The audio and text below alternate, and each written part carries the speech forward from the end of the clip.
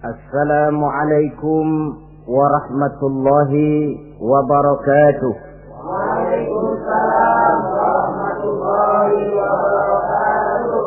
Bismillah walhamdulillah wassalatu wassalamu ala sayyidina Rasulillah sayyidina wa maulana Muhammad ibn Abdullah wa ala alihi wa sahbihi wa mawalah.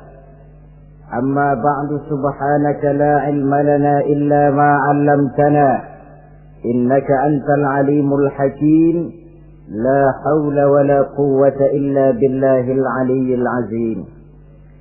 Saudara-saudara kaum muslimin rahimakumullah,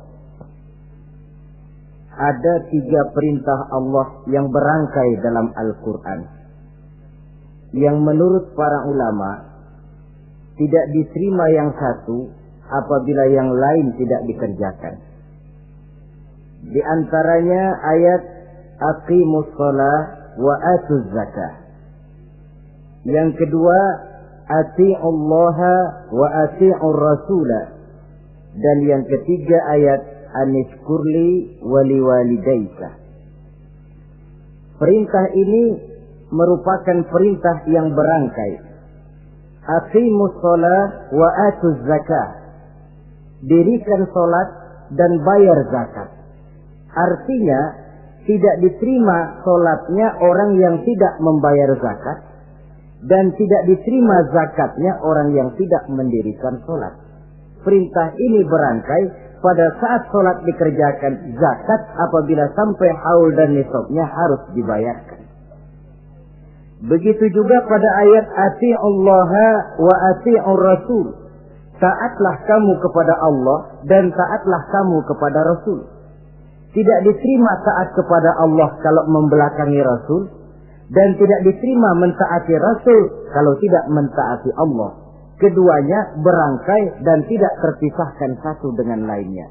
Taat kepada Allah artinya harus taat juga kepada Rasul. Mengamalkan Quran artinya juga harus dengan mengamalkan sunnah. Oleh karenanya sering diingatkan, usaha memisahkan umat Islam dari Islamnya selalu diawali dengan memisahkan umat Islam dari ulamanya. Dan ini bukan urusan baru. Sejak zaman dahulu, orang-orang yang anti kepada Islam selalu berusaha memisahkan umat Islam dengan Islamnya. Caranya pertama dipisahkan umat dari ulama. Kalau cara ini berhasil, mereka masuk kepada tingkat yang kedua, ditanamkan keraguan kepada sunnah. Kalau cara ini pun juga mereka berhasil, masuk kepada bagian ketiga yang terpenting, menanamkan keraguan kepada Al-Quranul Karim. Kalau umat sudah meragukan Al-Quranul Karim, maka tidak ada lagi yang bisa diharapkan. Oleh karena itu, ati'ullah dan ati'ur rasul tidak bisa dipisahkan satu sama lain. Apabila kita mengamalkan ajaran Quran, seiring dengan itu kita juga harus menegakkan sunnahnya. Adapun ayat yang ketiga yang merupakan perintah berangkai ini, anishkurli wali walidaika, kata Allah. Hendaklah engkau bersyukur kepadaku dan bersyukur kepada ibu bapakmu. Bersyukur kepada Allah tapi tidak bersyukur kepada ibu bapak tidak diterima. Bersyukur kepada ibu bapak tapi tidak bersyukur kepada Allah juga ditolak. Oleh karenanya keduanya tidak bisa terpisahkan satu sama lain. Orang yang pandai bersyukur kepada Allah, dia harus pandai juga bersyukur kepada ibu dan bapaknya. Bersyukur kepada ibu bapak artinya berbakti kepada kedua orang tua kita. Kalau kita perhatikan, dan inilah pokok yang akan kita bicarakan pada pertemuan ini, soal berbakti kepada ibu dan bapak. Kalau kita perhatikan, kedudukan kedua orang tua dalam Al-Quran itu tinggi sekali. Kita baca misalnya dalam surah Al-Isra ayat 23. Di sana menjelaskan, وَقَضَى رَبُّكَ أَلَّا تَعْبُدُوا إِلَّا إِيَّهُ وَبِالْوَالِدَيْنِ إِحْسَانًا. Dan Allah Tuhanmu telah memutuskan, telah menetapkan, jangan kamu menyembah selain daripadanya dan berbaktilah kepada kedua orang tua.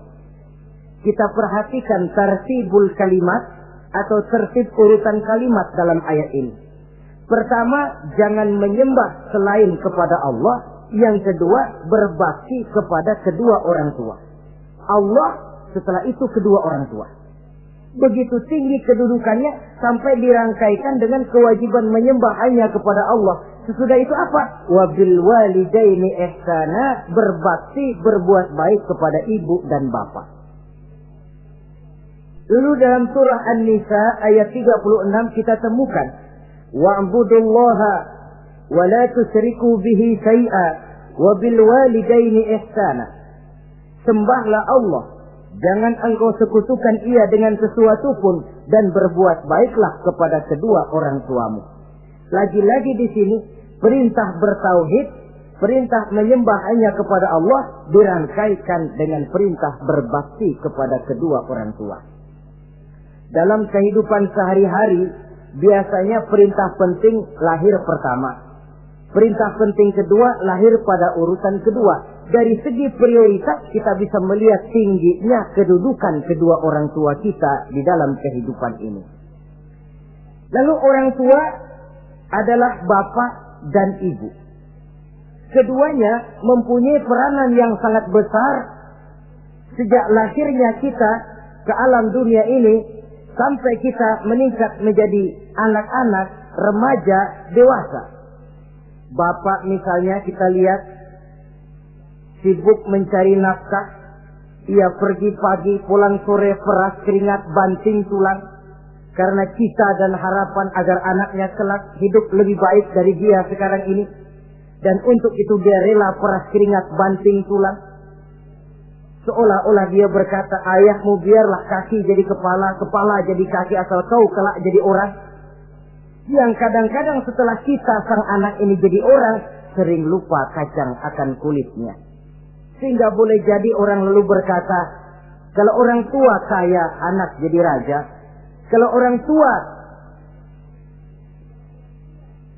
anak yang kaya, orang tua sering jadi budak.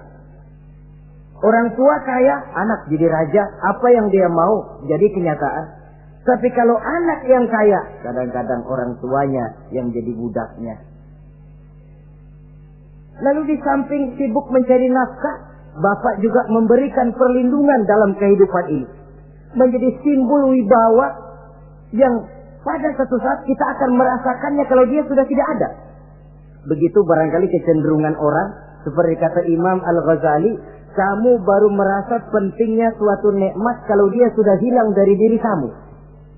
Kita baru terasa pentingnya sehat kalau lagi sakit. Baru tahu pentingnya gigi kalau lagi sakit gigi. Baru tahu pentingnya telinga kalau lagi budak. Tetapi pada saat normal, kita menganggap itu sesuatu yang biasa. Bukankah keberadaan seorang bapak dalam hidup ini, di samping dia pelindung, juga menjadi simbol wibawa dalam kehidupan di masyarakat? Orang sering berkata, gue bukan takut sama lo, gue segan sama orang tua lo. Masih ada yang disegani, masih ada yang dihormati. Pantas saja kalau kita ambil dari sejarah, ketika baginda Rasul ditinggal wafat oleh Khadijah, oleh pamannya Abu Thalib, gangguan kafir Quraisy makin meningkat. Kenapa? Kemarin-marin mereka mau menghadang Nabi, mau menghantam Nabi, masih mandang Khadijah binti Khuwailid, seorang bekas janda bangsawan. Mereka masih memandang Abu Thalib, orang tua yang disegani. Sekarang dua-duanya sudah tidak ada, apalagi yang mau disegani, hantam saja sudah Muhammad. Itu pun dirasakan oleh pribadi Nabi kita. Saudara-saudara kaum muslimin, apalagi yang namanya ibu, dia lebih banyak menangani kita. Pantas kalau Rasul satu saat ditanya orang, ya Rasul, siapa sih yang paling harus saya taati di dunia ini? Ibumu. Lalu siapa lagi ya Rasul? Ibumu. Kemudian setelah itu siapa ya Rasul? Ibumu. Sesudah itu siapa ya Rasul? Bapakmu. Ibu, baru bapak. 3 berbanding 1. Kenapa harus begitu? Kita lihat. Pertama yang namanya ibu, sejak proses kehamilannya sudah istilah Quran hamalathu wahnan ala wahnin. Dia mengandung kita dalam keberatan yang bertumpuk di atas keberatan. Berat kuadrat. Bahkan sebelum itu, sejak ngidam anaknya, ibu kita itu sudah kita siksa. Yang kepengen dimakan, yang bukan-bukan. Muntah, nggak karu-karuan. Keinginan yang tidak musim. Sampai ketika terjadi proses kehamilan. Dari hari ke hari hamilnya makin lama, makin berat, makin lama, makin besar. Kemana-mana dibawa. Belum pernah ditaruh. Ini berat mau ke pasar, taruh dulu sebentar. Tidak. Itu ya saudara, orang hamil itu ya, saya sendiri alhamdulillah belum pernah hamil. Tapi kalau kira-kira 2 kilo, itu ada itu. Umpama pengen ngerasain, cari kelapa yang beratnya kira-kira 2 kilo, gantung di perut kemana-mana bawa. Apa enak kayak begitu itu? Kehamilannya makin lama makin besar, makin lama makin besar. Tidurnya pun sudah serba sulit dan serba salah. Sampai dia kepada saat kelahirannya, saat melahirkannya, berhadapan dengan 2 pilihan. Kalau tidak hidup, mati. Dan seorang suami tidak pernah menghadapi saat-saat kritis macam gitu. Paling-paling waktu istrinya melahirkan, dia cuma nungguin di depan pintu. Bingung, gelisah, tapi masih sempat ngerokok. Si istri sudah pasrah berhadapan dengan kalau tidak hidup, mati.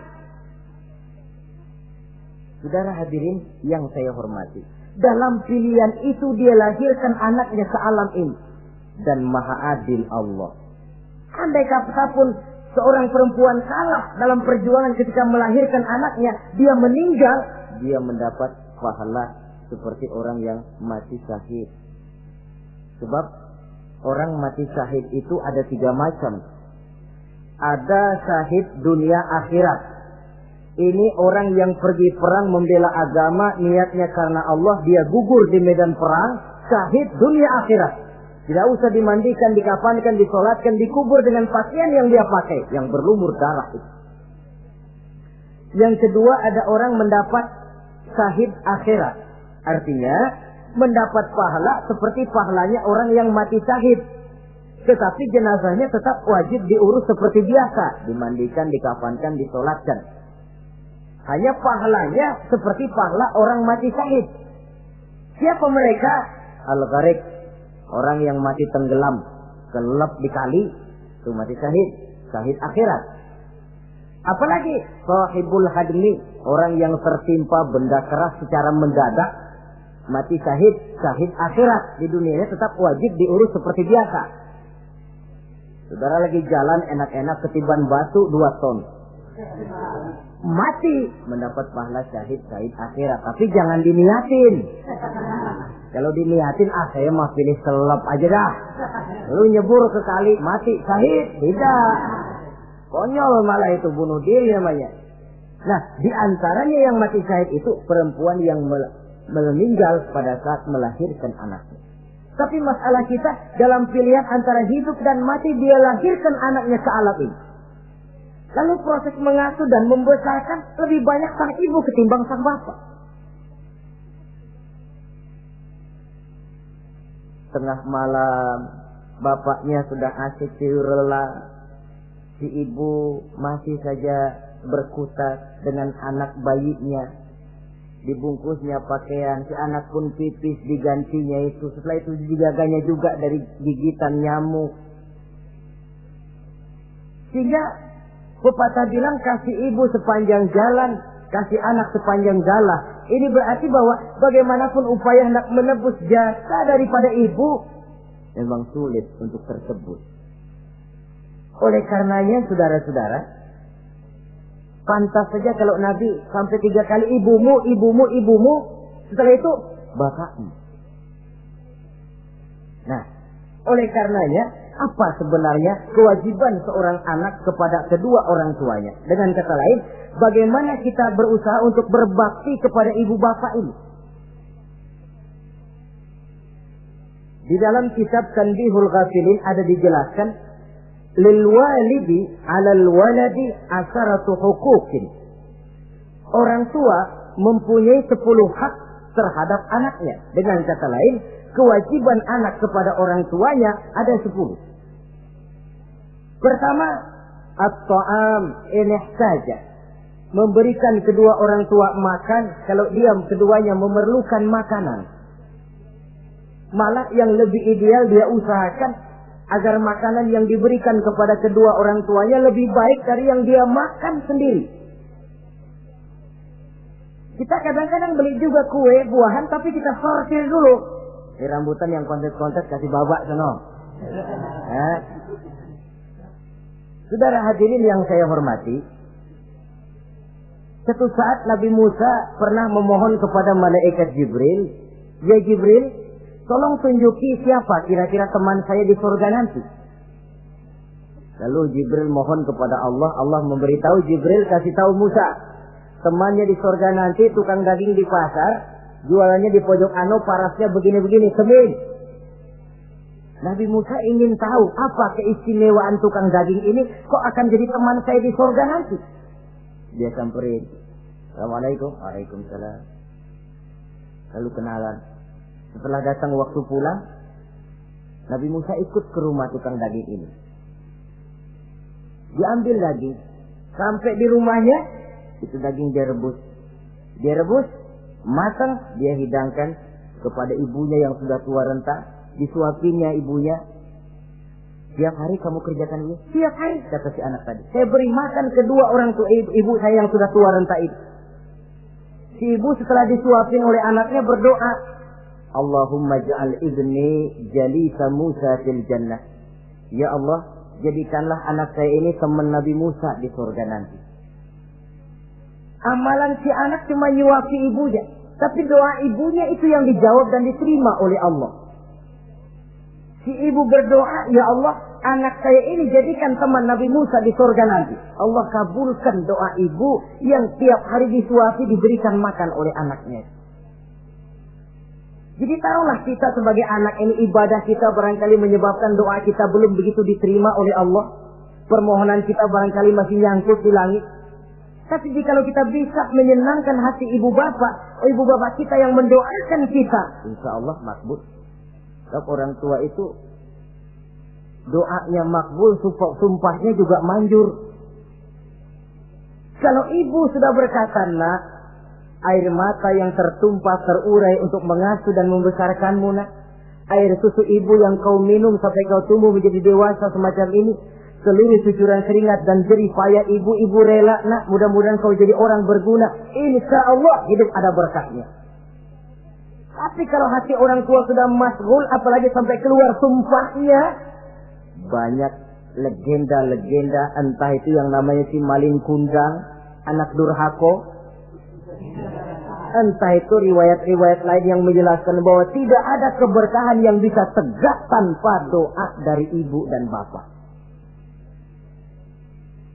Saudara-saudara kaum muslimin yang saya hormati, memberikan makan kepada kedua orang tua. Sekarang kalau kedua orang tua mampu bagaimana? Tidak jadi soal. Tidak jadi soal orang tua mampu atau tidak kita memberikan, mengirimkan makanan. Apalagi kalau orang tua kita sudah lanjut usianya, iyalah kalau umur 40-50 tahun masih bisa makan sendiri. Tapi pada saat saudara yang berbahagia dikaruniai orang tua berumur panjang, 70, 80, 90 tahun, sesuai dengan janji Allah, "Wa man nu'ammirhu nunakkishu fil khalqi." Siapa yang kami panjangkan umurnya, kami kurangi bentuk kejadiannya. Artinya berkurang nikmat Allah itu. Panjang umur, nikmat berkurang. Artinya mata sudah lamur, pikiran sudah rada pikun. Nunakkishu fil khalqi. Berkurang kejadian asalnya itu. Kesempurnaannya sudah tidak ada lagi. Mengurus orang tua macam begitu memang kalau nurutin pegelnya ya makan nasi. Kadang-kadang karena pikun pagi-pagi pengen kita beli es puket. Makan. Lagi zaman susah tukang bubur kepengen makan bubur. Tapi di situ ujian. Begitulah dahulu orang tua kita melayani kita dikala kita belum masih merah, belum bisa berbuat apa-apa, belum punya pilihan. Tapi mereka sabar, mereka ikhlas. Tidak sabarkah kita? Tidak ikhlaskah kita di hari tua mereka? Kita mengasuh dan melayani mereka. Kadang-kadang karena rewel, anak ketelepasan omong. Udah tua, rewel aja. Hancur hatinya. Dalam keadaan tidak berdaya, mendapat kata yang tidak enak lagi dari anak-anaknya. Saudara hadirin yang saya hormati, jadi soal orang tua mampu atau tidak memberi makan, itu bukan soal, tapi kewajiban anak memberikan makan kepada kedua orang tuanya. Ini kewajiban yang pertama. Kewajiban yang kedua, al-khidmatu ilaihi saja. Al-khidmah artinya berbakti, pengabdi kepada ibu dan bapak. Satu hari ketika kumpul dengan para sahabat, Nabi pernah berpesan kepada Sayyidina Umar bin Khattab radhiyallahu anhu. Umar, saya ya Rasul. Nanti kalau kamu sempat datang ke kota Madinah, Umar, cari anak muda yang bernama Uwais Al-Qarni dan kau minta didoakan olehnya. Sayyidina Umar heran. Ini yang menyuruh Rasul. Padahal Rasul doanya mustajab. Dan lagian masih banyak orang-orang tua. Kenapa kalau datang ke Madinah suruh cari anak muda namanya Uwais Qarni dan minta didoakan olehnya? Apa keistimewaan Uwais Al-Qarni ini? Jadi ini pun juga alasan kata Nabi, aksiru minan nas bidu'ail khair fa innaka la tadri min ayyi fahin yuqbal. Banyak-banyaklah kamu minta doa kebaikan dari orang lain, sebab kamu tidak tahu dari mulut yang mana doa diterima Allah. Menurut kita barangkali orangnya kere, nggak ada potongan, tapi kalau doanya diterima Allah, siapa yang sanggup menghalangi? Ada orang bilang, enakan doa sendiri langsung mantap, tidak jelek. Tapi minta didoakan orang lain pun tidak salah. Saudara-saudara yang saya hormati, kadang-kadang tukang minta-minta pengemis datang ke rumah. Kita kasih 100 rupiah, lalu keluar doanya kan, mudah-mudahan rezekinya bapak lancar dan segala macam. Ada orang yang nggak sabar, dia bilang, Allah kenapa saya kamu doain dirimu sendiri aja dah, supaya besok jangan jadi pengemis lagi. Secara logika mungkin, secara logika. Tapi agama bukan cuma logika. Siapa tahu dan siapa yang bisa menghalangi kalau doa dari mulut tukang pengemis itu yang diterima Allah? Tidak seorang pun yang tahu. Nah, Sayyidina Umar heran, apa sih keistimewaan Uwais Al-Qarni ini? Ketika beliau ke Madinah diselidiki, apa keistimewaan si Uwais ini? Masih muda, tapi saya oleh Nabi disuruh temuin dan minta didoakan olehnya. Nah, jadi dalam pandangan Allah itu ya nggak ngurus tuanya. Yang afdal itu yang tua dan banyak ibadahnya, dekat dengan Allah. Tapi kalau tuanya cuma kejemur, ya yang mending yang muda dan banyak ibadahnya. Uwais Al-Qarni ini contoh. Apa ibadah Uwais Al-Qarni? Ternyata dia seorang anak yang sangat berbakti kepada ibunya. Ayahnya sudah meninggal. Dia pernah menggendong ibunya dari Madinah ke Mekah cuma untuk bikin haji dan untuk bertemu dengan Rasul. Sayang, tidak sempat bertemu dengan Rasul. Menggendong ibu dari Madinah ke Mekah itu kira-kira 465 kilo ya. Jakarta Semarang. Digendong ibunya. Kita kadang-kadang ibu kita ini sudah sakit payah. Mau ke dokter saja. Masih manggil orang, tolongin gotongin mak gono. Masih minta tolongin. Berat kita. Uwais Al-Qarni menggendong ibunya cuma untuk menunaikan ibadah haji dan bertemu dengan Rasul. Rupanya karomahnya itu muncul karena dia merupakan anak yang sangat bakti kepada ibunya. Jadi Allah memberikan karomah itu ya, ada yang karena orang rajin tahajud, ada yang karena tangannya pemurah, dermawan, ada yang karena sangat berbakti kepada kedua orang tuanya, ada yang karena rajin baca Quran, ada yang karena rajin melaksanakan puasa sunnah. Timbul karomahnya keistimewaan yang diberikan Allah kepadanya. Jadi bakti kepada ibu dan bapak mendatangkan karomah, keistimewaan yang diberikan Allah kepada kita. Kayak Uwais Al-Qarni ini, kalau dilihat dari segi ibadah, dia masih muda, tentu lebih banyak ibadahnya macam Umar bin Khattab. Tapi karena baktinya kepada ibunya, sampai Nabi pesan Sayyidina Umar, kalau kau sempat ke Madinah, cari anak muda bernama Uwais Al-Qarni, minta didoakan olehnya. Artinya doanya dikabul oleh Allah Subhanahu wa taala. Saudara-saudara kaum muslimin yang berbahagia. Kewajiban yang ketiga, al-ijabatu in da'a. Menjawab, memenuhi panggilan orang tua apabila keduanya memanggilmu. Menjawab panggilan kedua orang tua. Dan cara menjawab ini pun Al-Quran memberikan tuntunan etiknya. Wala taqul lahuma uffin. Jangan kepada kedua orang tuamu ngomong uff. Uff, hus, oi. Itu dianggap kurang etik. Saudara hadirin yang saya muliakan, menjawab panggilan orang tua merupakan kewajiban anak dan merupakan hak dari orang tuanya. Dia berhak untuk dijawab panggilannya dan anak berkewajiban untuk menjawab panggilan orang tuanya. Mari kita ikuti satu riwayat bahwa ada seorang anak muda yang soleh, tekun melaksanakan ibadah, namanya Jurayj. Satu hari Jurayj ini sedang sholat sunnah. Ketika dia sedang sholat itu, ibunya manggil, Jurayj, kan? Jurayj, sini sebentar. Ibunya rupanya tidak tahu kalau Jurayj sedang sholat. Mendengar panggilan ibunya, Jurayj bimbang dalam hati. Allahumma ummi am sholati. Ya Allah, sembahyang saya terusin atau panggilan ibu yang saya jawab? Saya sholat sunnah, tapi menjawab panggilan ibu wajib. Mana ini? Bimbang. Dia, ibunya manggil lagi, Jurayj ta'ali, Jurayj sini. Makin bimbang. Allahumma ummi am sholati. Ya Allah, yang mana? Sholat terus atau menjawab panggilan ibu?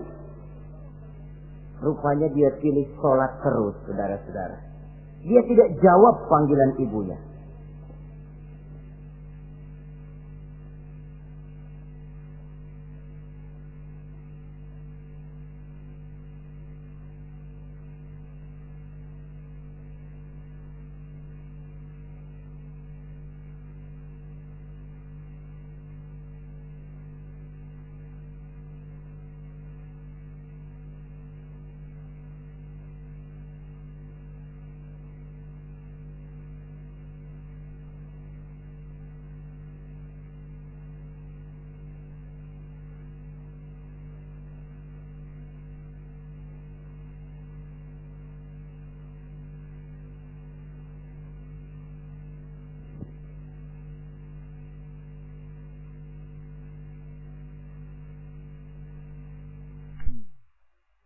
Saran panggilannya tidak dijawab ini, mangkel rupanya hati sang ibu.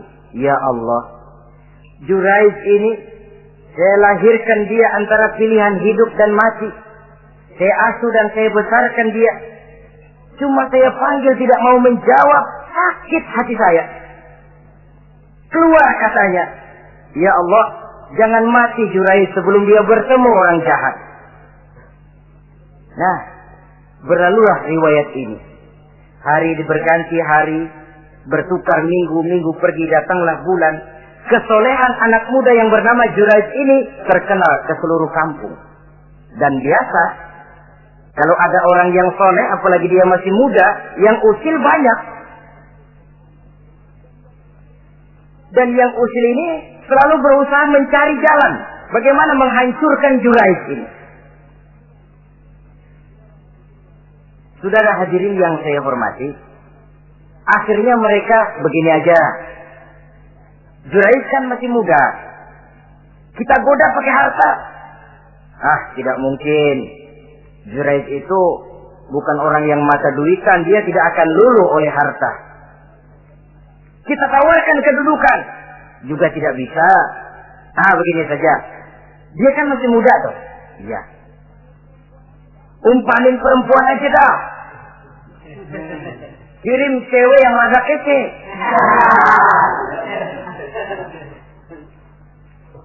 Dicarilah perempuan untuk menggoda Jurais ini. Sampai satu malam Jurais sedang ibadah di mihrab dalam masjid. Masuk perempuan ini dengan langkah gemulai, dengan suara merdu mendayu-dayu, mencoba merayu, membujuk, mempedaya, mempesona Jurais. Tapi enggak kena. Sejak dari berpakaian lengkap si perempuan ini, sampai bahasa Arabnya uryanun talik, tanpa keselai benang pun lagi lekat di badannya. Menggoda Jurais, memegang Jurais, muter-muter di depan Jurais, tanpa selembar benang pun lekat di badannya. Jurais mantap. Si perempuan karena sudah kadang merasa dibayar lalu nggak berhasil kan malu. Akhirnya dia keluar dari masjid, dia pergi ke sebuah kampung, di sana dia berzina dengan seorang pengembala kambing dan hamil. Ketika hamilnya besar, si perempuan ini kemana-mana pidato. Saudara-saudara, kenal nggak Jurais? Kenal. Yang katanya rajin benar ibadah tuh, yang mainannya di masjid melulu, yang mainannya tasbih melulu. Nih, perut saya nih.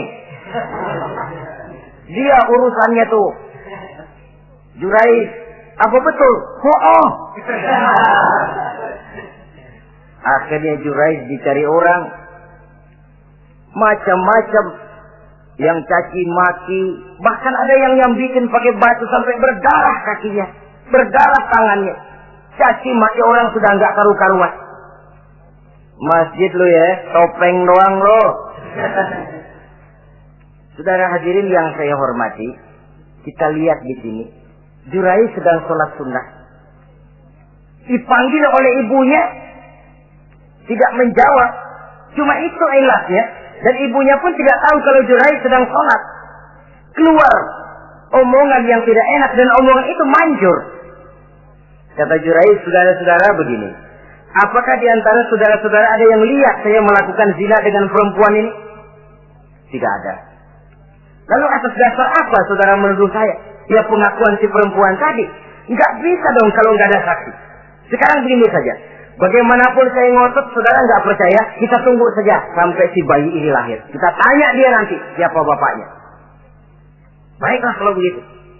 Ditunggulah saat kelahiran sang bayi.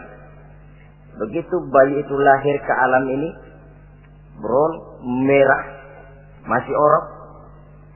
Setelah dibersihkan, ditekan perutnya oleh Jurais, ya gulam, kul man abuk. Bayi, tolong kasih tahu siapa bapakmu. Dengan izin Allah itu orok, bayi yang masih merah ngomong, bapak saya tukang ngangon kambing di kampung Ano. Kata Jurais tuh kan, gua tuh juga bukan gua ya. Gak percaya sih ente, main sabot aja. Begini akhirnya nih, ternyata sedang sholat sunnah dipanggil, tidak menjawab, ibunya mangkel, keluar omongan tidak enak, itu masih manjur. Apalagi kalau nggak lagi ngapa-ngapain, dipanggil nggak jawab, atau menjawab dengan panggilan yang nyakitin hati, tentu saja lebih manjur lagi ucapan orang tua kita itu. Saudara-saudara yang saya hormati, jadi kewajiban ini al-ijabatu inda'a, menjawab apabila dipanggil. Teorinya mudah ini, prakteknya yang sulit. Pada suatu saat kita sedang menghadapi urusan yang sangat penting, orang tua manggil. Pada suatu saat kita sedang menghadapi tamu untuk sesuatu yang vital, orang tua manggil. Pada saat semacam itu, seperti ada hadis, tuan rumah wajib menghormati tamu. Itu sih mudah dalam situasi normal. Tapi coba malam kita sudah nggak tidur, begitu mau tidur baru mau ngelayat, assalamualaikum tamu. kondisi begini untuk mengamalkan hadis tadi bisa apa tidak menghormati tamu dalam kondisi yang memang kita ini sudah mestinya istirahat. Mestinya kan hati kita, kamu nggak tahu diri banget, gue mau tidur. Datang. Kalau kondisinya normal, menghormati tamu bukan sesuatu yang sulit. Begitu juga menjawab panggilan orang tua ini. Kalau kondisinya normal, mudah. Tapi dalam kondisi di mana kita berhadapan dengan pilihan ini atau ini, di situ akan kelihatan bakti anak kepada kedua orang tuanya. Yang keempat, kewajiban anak al-ita'atu in amara ghairi maksiyatin. Taat kepada ibu bapak sepanjang perintahnya tidak untuk maksiat kepada Allah. Kalau sudah perintahnya untuk maksiat, gugur kewajiban untuk taat. Umpamanya ada orang tua ngajak anaknya, "Nak, Om, warung pojok yuk." "Ngapain, Mbak? Kita teler." Umpama anak tidak wajib taat. Atau ada orang tua musyawarah sama anaknya, "Nah, gimana kalau kita pindah agama saja?" Tidak wajib taat. Sepanjang perintah itu tidak untuk melakukan maksiat kepada Allah, anak wajib taat. Dan jangan lupa, kewajiban taat kepada kedua orang tua di bawah kewajiban taat kepada Allah dan Rasulnya. Allah dan Rasulnya, setelah itu ibu bapak. Apabila perintah tidak untuk melakukan maksiat, maka anak wajib untuk melakukan taat kepada kedua orang tuanya. Ini kewajiban yang keempat. Apatah lagi kalau cuma sekedar diperintah ngaji, diperintah sekolah, diperintah melakukan membantu pekerjaan yang ada di rumah. Itu sudah perintah yang di samping bermanfaat buat keluarga, juga menyangkut hari depan kita sendiri sebagai anak. Kadang-kadang memang kita mengukur dari sudut kepentingan kita tanpa melihat jauh ke depan. Misalnya, ada anak pulang sekolah langsung ambil layangan sama benang berangkat ke lapangan. Orang tua karena melihat jauh ke depan, anak ini lelahnya belum hilang. Dipanggil, "Nak, pulang nak, jangan main layangan. Sini dulu kau istirahat. Makan, sholat, tidur siang nak. Nanti bangun tidur barulah main." Si anak mungkin hatinya ngedumil. Bapak, orang main layangan aja dilarang. Ini kesan yang timbul. Orang main layangan saja kok dilarang. Padahal larangan ini adalah untuk kemanfaatan dan kemaslahatan si anak itu sendiri. Tapi anak tidak mau mengerti. Yang dia tahu, dia dilarang main layangan. Itu cuma karena pandangannya yang tidak jauh menerawang ke depan. Pepatah bilang, sekejam-kejamnya macan tidak ada yang makan anaknya sendiri. Artinya bagaimanapun kondisinya, orang tua itu tidak ada yang akan sampai untuk menyengsarakan anaknya. Saudara-saudara kaum muslimin rahimakumullah. Jadi yang keempat, kewajiban untuk taat sepanjang tidak melakukan maksiat kepada Allah Subhanahu wa taala. Yang kelima, at-takallum ma'ahu bil-lin. Apabila bercakap-cakap dengan kedua orang tua, hendaklah dengan tutur kata yang lemah lembut. Wala tanharhuma wala taqul lahuma uffin wa qul lahuma qawlan karima. Jangan membentak, jangan uff saja, hus saja, itu sudah tercela dan tidak boleh menurut ajaran agama. Apatah lagi sampai membentak, maaf, apalagi sampai melakukan tindakan kekerasan. Menendang orang tua, na'udzubillah, summa na'udzubillah. Memukul orang tua sendiri, Allah karim. Orang tua yang menyebabkan secara zahir keberadaan dia ke alam ini, sampai hati ditendang, dipukul, dibangsat-bangsati. Tidak ada kedurhakaan yang lebih berat selain daripada kedurhakaan kepada kedua orang tua sesudah orang menyekutukan Allah. Sehingga pantas kalau Nabi memberikan vonis, ridullah fi ridul walidain wa suhtullah fi suhtil walidain. Keredoan Allah di dalam keredoan ibu bapak, dan murka Allah pun berada dalam kemurkaan ibu bapak. Ibu bapak ridho, Allah insya Allah ridho. Ibu bapak murka, Allah murka. Jadi kebahagiaan apa yang bisa kita tegakkan dalam hidup tanpa restu dan doa kedua orang tua kita? Si anak mungkin karena pendidikannya lebih tinggi, pengalamannya lebih luas, pergi ke mancanegara, bisa segala macam bahasa, dididik secara canggih. Tapi apakah itu lalu berarti dia harus memalingkan diri dari kedua orang tuanya? Sama sekali tidak. Disinilah unsur yang namanya keberkahan. Maka sering dijelaskan orang tua adalah keramat hidup. Kita sering ziarah. Ya kadang-kadang kalau yang diziarahi kiai ya lumayan. Kadang-kadang yang diziarahi dukun yang sembahyang aja enggak. Cari mbah ano, cari ambah ano, cari keramat ini, cari keramat itu. Dan jangan lupa di beberapa daerah yang namanya kiai itu ya, yang disebut kiai, bukan cuma orang yang ngerti agama. Ya kalau saudara ke keraton Jogja mana, segala gerobak namanya kiai. Iya toh, kereta kencana itu. Degung namanya kiai. Lalu jangan lupa itu. Misi Zending pertama namanya juga Kiai Sadrak itu. Kiai, tapi misi Zending. Kalau di sana itu kiai itu panggilan untuk yang dipertua. Kita ziarah cari keramat Mbah Buyut, Mbah Sapu Jagat, Mbah Brojo, macam-macam Mbah. Tapi kita lupa di rumah kita ada keramat hidup. Siapa itu? Ibu bapak kita. Sebelum jauh-jauhlah berziarah ke tempat-tempat yang lain, di rumahku ada keramat yang hidup. Ibu dan bapak kita sendiri.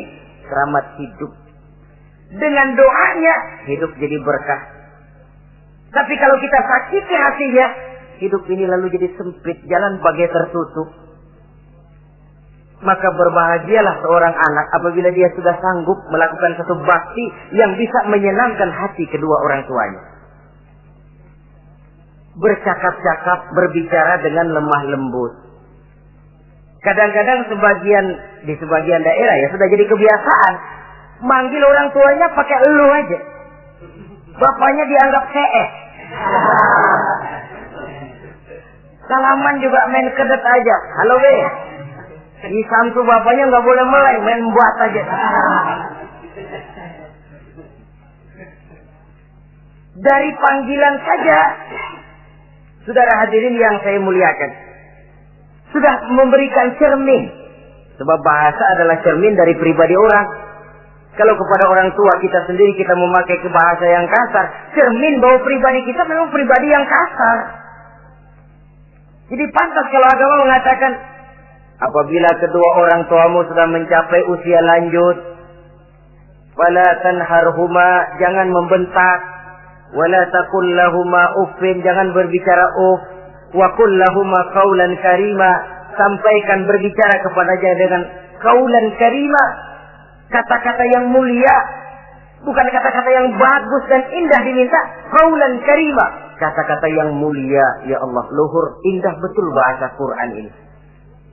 Berbicara kepada kedua orang tua dengan kata-kata yang mulia. Jadi sekedar, itu saja tidak boleh, konon lagi sampai membentak. Termasuk orang tua ini yang mertua. Kalau orang tua kan tiga loh. Orang tua yang menyebabkan kita lahir ke dunia, ibu bapak kita. Orang tua yang mempercayakan anaknya kepada kita, mertua kita. Dan orang tua yang mendidik kita, guru kita. Ketiganya berfungsi orang tua. Kewajiban ini juga berlaku. So, mertua kan cuma sekedar istilah. Pada hakikatnya dia adalah orang tua kita juga. Jangan lalu berbeda karena cuma dia bapaknya istri kita. Sama saja. Kalau kepada orang tua sendiri menghormati, lalu kepada mertua kita kurang begitu perlu, itu adalah satu sikap yang tidak adil. Tentu itu akan menyakiti hati istri. Atau kalau dia istri, akan menyakiti hati suami. Berkata dengan kata-kata yang mulia. Saudara-saudara, yang keenam, in ihtaja ilal kiswah kasahu in qadar 'alaiha. Kalau dia perlu pakaian, berikan pakaian walaupun dia sendiri mampu membeli. Nah, antarin bapak beli kacamata yuk. Ayo pak. Sudah sampai di toko kacamata, bayar oleh anaknya. Walaupun si bapak punya duit dan si bapak yang ngajak beli, kewajiban anak, bayarin. Jangan mentang-mentang bapaknya cuma minta dianterin, bener-bener nganterin. Bapaknya ngeluarin dompet cuek aja. Malah ada kembalinya, Pak. Wah, kembalinya ditarik. Ya, kalau anak belum punya penghasilan ya wajar. Yang kita maksud di sini, anak sudah mandiri dan punya penghasilan yang memadai, bahkan mencukupi untuk membantu orang tuanya. Saudara hadirin yang saya muliakan, dan ini juga kalau memang bisa, seharusnya orang tua kita pakaikan yang lebih baik dari yang kita pakai sendiri. Kalau bisa, sebab nantinya sikap kita kepada orang tua kita itu akan jadi bahan bibir di masyarakat. Ya, dia enak-enakan orang tuanya begitu aja ya. Mungkin di depan kita orang tidak bicara, tapi di belakang kita kok tegel ya, kok sampai hati ya. Dia enak-enakan berdiri di Menara Gading, tapi orang tuanya tiap hari kerja begitu berat. Saudara hadirin yang saya hormati, sekali lagi, di depan kita orang mungkin tidak berani bicara, tapi di belakang itu akan jadi buah bibir. Ini dari segi kita memelihara muru'ah. Yang ketujuh, al-masyu khalfuhu. Kalau jalan, mengiring. Artinya, di belakang orang tuanya. Ini adabnya. Adab berjalan. Saudara yang saya hormati, ini yang dicontohkan oleh baginda Rasul. Jika berjalan dengan orang-orang tua, beliau belakangan. Kenapa? Ini merupakan simbol penghormatan kita kepada orang yang lebih tua daripada kita. Tidak mentang-mentang karena pendidikan lebih tinggi, merasa dirinya lebih tahu, lebih pengalaman, selonong boy. Orang tua tahu apa sih? Ngir. Waduh, hebat. Saudara hadirin yang saya hormati, al-masyu khalfuhu. Berjalan di belakangnya. Begitu juga untuk mengemukakan pendapat. Kalau suatu saat orang tua mengajak musyawarah, dengarkan dulu omongannya, tangkap seluruhnya. Kalau kita merasa bahwa itu salah, jangan lalu dipotong. Salah, Pak. Jangan begitu. Bapak kolot sih. Salah. Jangan. Sebab itu akan menyakiti hatinya. Kalau hatinya terluka, itu sudah merupakan suatu dosa. Melukai hati kedua orang tua. Kalau kau dianggap kita diminta mengemukakan pendapat, kemukakan pendapat itu. Kalau menurut saya sih begini. Dan itu memang orang tua yang bijaksana. Dia juga tidak cuma memaksakan pendapatnya, tapi juga minta pendapat dari si anak. Ada timbal balik. Sistemnya komunikasi keseimbangan. Inilah makna ucapan Nabi. Bukan termasuk golonganku, kata Nabi. Orang tua yang tidak sayang kepada anak muda, dan orang muda yang tidak menghormati orang tua. Bukan golonganku. Jadi seimbang tuh. Yang tua sayang yang muda hormat yang tua. Tapi yang tua jangan minta dihormati. Ini kewajiban orang muda, hormati. Kewajiban yang tua apa? Sayangi yang muda. Jangan mentang-mentang yang muda harus menghormati yang tua. Lalu yang tua minta dihormati, gila hormat. Doakan tuaan lo, kalau salaman sama gue cium tangan ya. Pokoknya kalau lo nggak nanya, gue nggak nanya. Mentang-mentang tua lalu pasang tarik. Tidak, mana kalau menurut tradisi Islam ya, tradisi Islam saya katakan, Nabi itu siapapun yang beliau temui, beliau yang pertama kali memberi salam.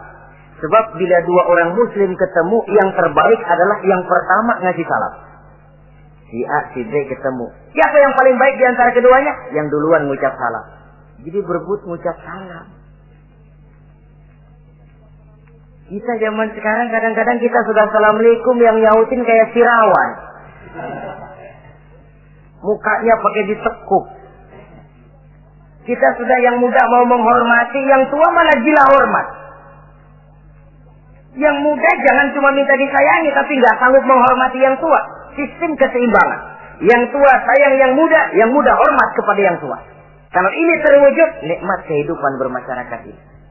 Kadang-kadang kan pincang, yang tua nggak sayang sama yang muda. Ada bakat-bakat terpendam yang mau maju dianggap saingan. Kalau yang begini maju rusak gua nih. Lalu diseken. Lalu yang muda pun karena merasa pendidikan lebih tinggi, pandangan lebih luas, nyelongcong jadinya. Kurang ajar sama yang tua. Timbul gap, timbul misunderstanding, salah pengertian. Kalau sudah begitu, kesatuan dan persatuan sulit diwujudkan. Maka usaha pun lalu tidak seperti yang seharusnya.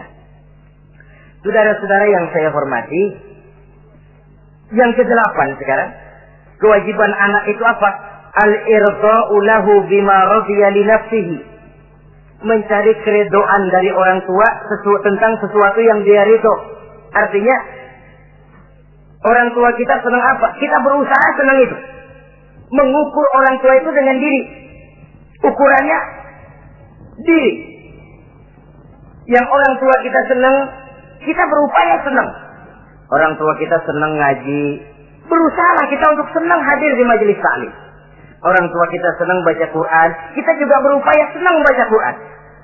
Sebab yang paling membesarkan hati orang tua sesungguhnya tidak lain kalau dia melihat anaknya ini sesuai dengan yang dia harapkan. Oh, kalau sudah begitu orang tua itu cucuran keringatnya, peras keringat, banting tulangnya, jibakunya, rasanya hilang capeknya. Kebahagiaan orang tua tidak cuma kalau anaknya jadi kaya lalu mengantarkan makan, minum, buahan, peralatan yang serba lengkap. Tidak. Lebih dari sekedar itu orang tua berharap dia bisa menerima pensiunan pahala dari meninggalkan anak yang soleh. Alangkah indahnya jika orang tuanya nanti wafat meninggalkan alam ini, anak-anaknya mengurus bumi di sekelilingnya, memimpin orang tuanya membacakan syahadat. Anak-anaknya juga yang memandikan, anak-anaknya yang menyolatkan, anak-anaknya yang menurunkan dia ke liang lahat, anaknya yang mendoakan. Alangkah nikmatnya orang tua macam itu. Tapi kan langka. Di samping karena memang orang tua kurang mengarahkan, anak pun kurang perhatian ke arah itu. Begitu bapaknya mati, ambil mana ambil, suruh mandiin. Akan lebih baik kalau anaknya yang mandiin. Tangga panggil sembayangi, anaknya malah nonton dari jauh, enggak ikut sembayangin, mau kok tegel. Kenapa enggak ikut sembayangin? Ya enggak bisa sembayangin. Ya kalau macam Abu Nuwas dulu enggak bisa, masih ada akal. Ikut sembayang jenazah. Dia enggak tahu kalau sembayang jenazah itu cuma diri, enggak pakai ruku, enggak pakai sujud. Imam takbir dia takbir, begitu takbir kedua dia kira ruku dia. Habis takbir lagi sujud. Orang-orang gak ada yang sujud. Bingung. Selesai ditanya dia, Abu Nawas kenapa tadi pakai sujud? Dia bilang ini mayit dosanya kebanyakan.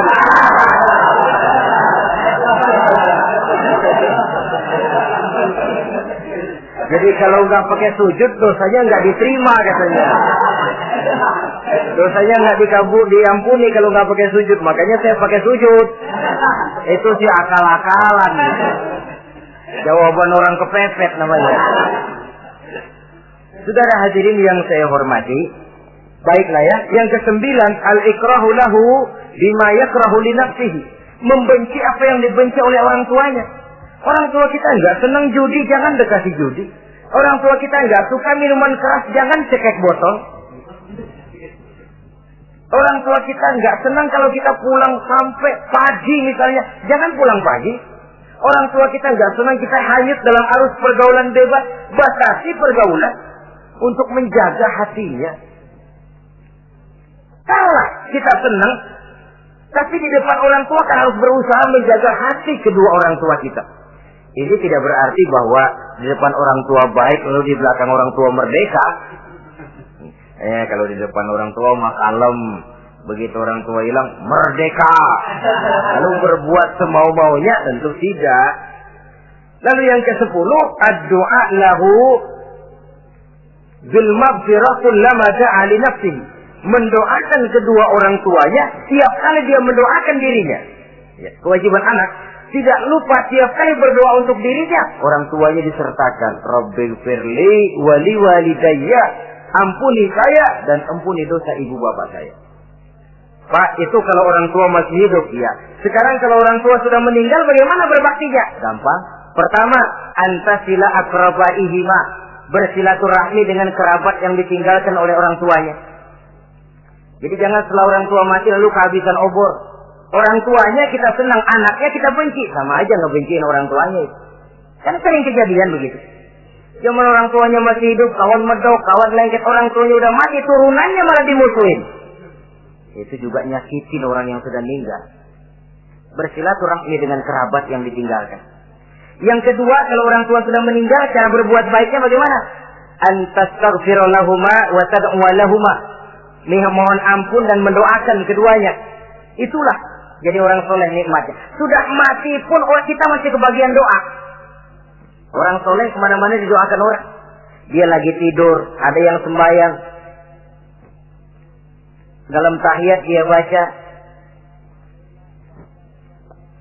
Assalamu alaina wa ala ibadillahi sholihin. Ya Allah, berikan keselamatan kepada kami dan kepada hamba-hambamu yang soleh. Ini orang yang soleh, semua orang soleh kebagian doa itu. Walaupun dia lagi tidur, tidurnya didoakan orang. Dia sudah mati, kuburnya diziarahi orang, dibacakan doa.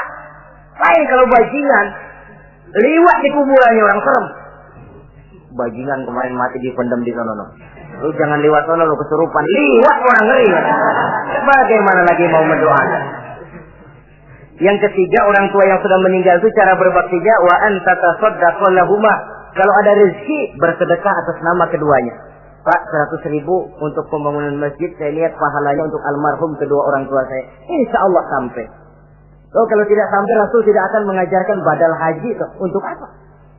Diajarkan badal haji artinya amalan orang yang masih hidup ada kaitannya dengan orang yang sudah meninggal.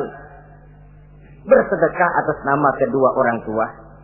Saudara hadirin yang saya muliakan, mudah-mudahan Allah menjadikan kita anak yang bisa berbakti kepada kedua orang tua kita. Amin. Ini sajalah pertemuan kita yang singkat ini. Terima kasih atas segala perhatian dan mohon maaf atas segala kekurangan. Usikum wa nafsi bi taqwallah. Wassalamualaikum warahmatullahi wabarakatuh. Waalaikumsalam warahmatullahi wabarakatuh.